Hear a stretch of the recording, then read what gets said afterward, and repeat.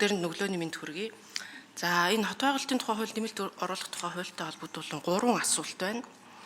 За хуулийн төслийн танилцуулгыг харахаар аймаг нийслэлийн хот суурин газрын төлөвлөсөн суурьшлийн бүсийг төлөвлөхдөө нэн тэргүүний ээлжинд хүүхдийн суралцах цэцэрлэг сургуулийн хүртээмжийг одоо яг таны хуульд оруулсан энэ хэмжээгээр төлөвлөдөг тооцдог болно гэдэг чинь. Тэгэхээр энэ ер нь агуулгаараа бид нар тооцдог энэ стандарт бод юм уу норм байд юм уу төлөвлөлтийн энэ нормол хуулинд оруулж хуулийн хэм хэмжээ болгож байгаа гэж ойлгож болох уу? Энэ ялангуяа энэ нөгөө 250 өрх бүрт нэг цэцэрлэг 1000 өрх бүрт нэг төрийн өмч сургууль гэж байгаа шүү дээ, тий.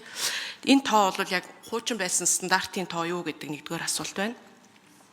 За хоёрдугаар асуулт энэ хуулийг харахаар за ингээд төлөвлөлтөнд орох юм бол энэ хууль батлагдах юм бол төрийн өмчит сургууль баригдана гэдэг чинь. Тэгээд энэ хот төлөвлөлтийн асуудал, хот байгуулалтын асуудал өөрөө газартайгаа маш холбоотой байдаг. Та бол яг сая хэлж ин л да ингээд одоо төлөвлөгдөж байгаа болон цаашаа төлөвлөгдөх одоо хот суурин газар энэ хотгон хороололтын одоо үйлчлэнэ гэдэг. Тэгэхээр энэ дээр газрын асуудлыг нь төлөвлөлтөнд яаж тусах юм бэ? Энэ одоо барилгын компаниуд бол газар авцсан байдаг. Тэн дээрээ уг нь бол ингээд тоглоомын талбай, гараж юу гэдэг тэр чинь нэг нормтой орц гарц гэдэг бүх юмын нормороо төлөвлөх хэрэгтэй байдаг. Тэгээ тэр газар дээр нь бид нар энийг нөгөө сургууль байх ёстой гэж харах юм уу? Эсвэл тэрнийх нь ойролцоо байдлаар бид нар төлөвлөж одоо энэ барилгын компани энд 1000 өрхтэй байшин барих гэж чинь тэгвэл төлөвлөлтөө энэ хажууд нь ингээд юу гэдэг 1000 хүний 1000 хүүхдийн сургууль байна гэж газраа төлөвлөж байгаа юм уу?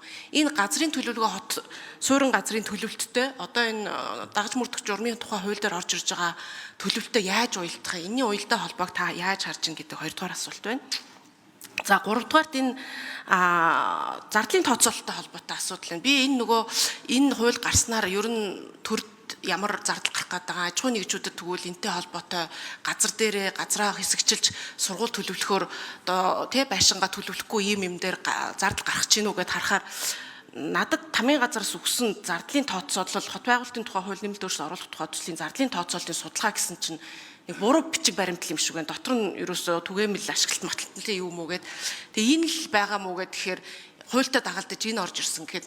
Тэгэхээр та яг энтэй холбоотой энэ хууль батлагдсанаар аж ахуйн нэгжүүдэд болон төрд гарах зардлын тооцооллыг юу гэж тооцоолсон бол тэгээд тэрнээс дагаад юу айдхөө тодруулъя. За ийм 3 асуулт байна. За хууль санаачлагч Жоккуин алдарч ухлан гишүүн хариулна.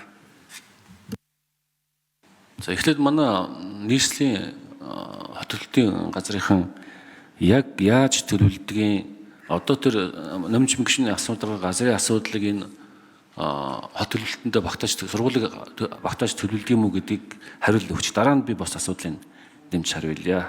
Батөмөр гэж хүнд. Хариултын гишүүдэд энэ өдрийн мэндийг хүргье.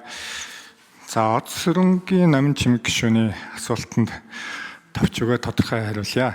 За өнөөдөр Улаанбаатар хотын болон Монгол улсын суурин газруудын хот төлөвлөлтийн баримт чиг бол хот тосхны барилгачлалтын норм ба дүрм 30.01.04 гэсэн нормыг бол үндэслэж боловсруулж байгаа. За энэ дээр бол ерөнхийдөө бол нэгдүгээрт бол одоо биднес сургууль цэцэрлэгийн хүртээмжийг төлөвлөхдөө бол нэгдүгээр зайгаар нь төлөвлөж байгаа. За 500 м тутамд одоо нэг сургууль байна.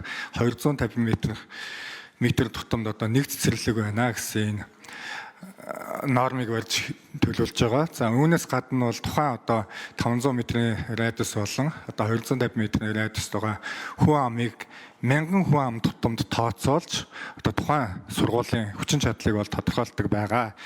За төсөл өргөн байснаар бол ерөнхийдөө бол цэцэрлэгийн нормын дагуу бол төлөвсөн сургуулийн нормоор бол 1000 хүн тутамд заахта тухайн нэгтрлаар нь одоо төлөвлөнө гэж агуулгаар яг тодорхой тоо оруулаагүй яг тухайн одоо хороол хотгоны хүн амын нэгтрлийг тооцож гарч ирж одоо сургууль цэцэрлэгийг төлөвлөё гэдэг агуулгаар хуульд оруулж өгсөн байгаамаа.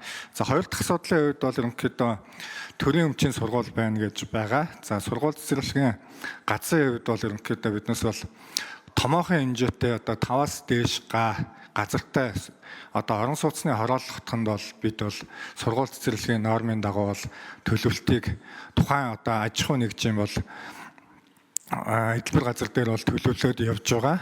За хоёр дахь асуудал нь бол биднес жижиг нэгж талбартай энэ газрууд байгаа. Энэ дээр бол яалтчгүй биднээс одоо хот суурин газрыг дахин төлөвлөх тухай одоо хуулийн дагуу бол одоо тухайн нутаг дэвсгэрийн нэгтралыг зайлшгүй тооцож бол одоо төлөвлөх шаардлага үүсэж байгаа. Одоо тухайн одоо хууль батлагдсанаар бид бол тухайн орчны хүн амын нэгтралыг тооцож тэн дээр нь бол одоо нэгдсэн нэг төлөвлөлт хийх замаар одоо сургууль цэцэрлэгийн хүртээ хэмжээг сайжруулна гэж төлөвлөсөн байгаа. За Улаанбаатар хотын 2040 оны хөгжлийн ерөнхий төлөвлөгөөг бол Монгол Улсын хуралд бол өргөн барьж хэлэлцүүлсэн байгаа. За энэ дээр бол ерөнхийдөө бол хэрэгцээтэй сургууль цэцэрлэгийн бол нормын дагуу бол тухайн нормын дагуу бол боловсруулж гаргасан байгаа. За нийт одоо зардлын тооцоо бол нийгмийн дэд бүтэц эмнэлэг сургуулийн хувьд бол 3.9 их найт төгрөгийн одоо тооцоо гаргасан байгаа. За тэгээд 2040 оны ерөнхий төлөвлөгөө батлагдсанаар бол тухайн одоо нутаг дэвсгэр дээр хаана ямар сургууль хэдэн цэцэрлэг хэдэн хүн амтай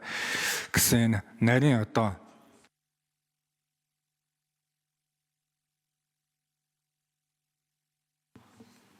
За үлдсэн асуултанд Жокийн алдарч ухлан гишүүн хариулна. За зардлын асуулт дээр намын шигүм гишүүн би дараа энэ хурлын дараа мэдээлэл өгье. Манай ажлын хэсгээр асуудаас би аваад өгье гэж бодож байна.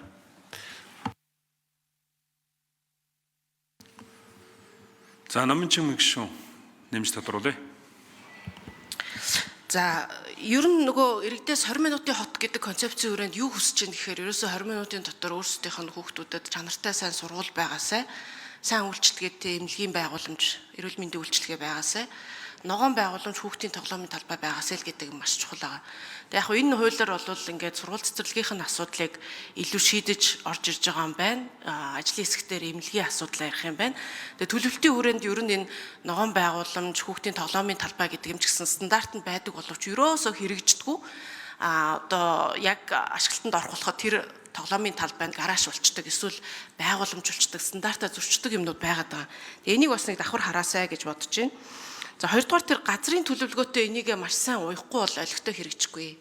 Бид нар төлөвлөгөөгөө гаргаад газар олголтод үүнийгээ дагахгүй байх юм бол ерөөсөө болохгүй. Сая ажлын хэсгээс хариулж байгаа байдлыг үзэхээр томоохон аж ахуйн нэгжүүд бол өөрийнхөө газар дээр үүнийгээ төлөвлөөд явдаг. За нэмж 1 минут тодруулъя. Хэрвээ тэгж төлөвлөж байгаа болвол хэрвээ төрийн өмчт сургууль энэ аж ахуйн нэгжээ авсан газар дээр нь бид нар барина гэх юм бол дахиад газраа төр буцаагаад одоо нөхөн төлбөр өгж авах юм уу гүм үү гэдэг маш том асуудал болно. Энийг нэг наривчилж тооцож яг аймаг нийслэлийн одоо иргэдийн төлөөлөгчдийн хурлаар энэ журам мэдрээ батлагтаа нэг уялдуулахгүй болвол хэрэгжилтэн дээр очиод янз бүрийн асуудал гарах үедээ гэсэн болгоомжл байна. Тэгэхээр энэ дээр ч гэсэн хэрвээ ийм тохиолдолд төрд гарах зардлын тооцоол нь юу ах вэ гэдгийг маш сайн харах хэрэгтэй. Тэгэхээр алдарч ахлан дараа нь гишүүн энэ юуны дараа зардлын тооцоолоо нарийн бас харъя. Энэ өргөн барьсан төсөл дээр бол буруу зардлын тооцоол одоо юу яагаад ороод ирсэн байх шиг байна гэж харж байна.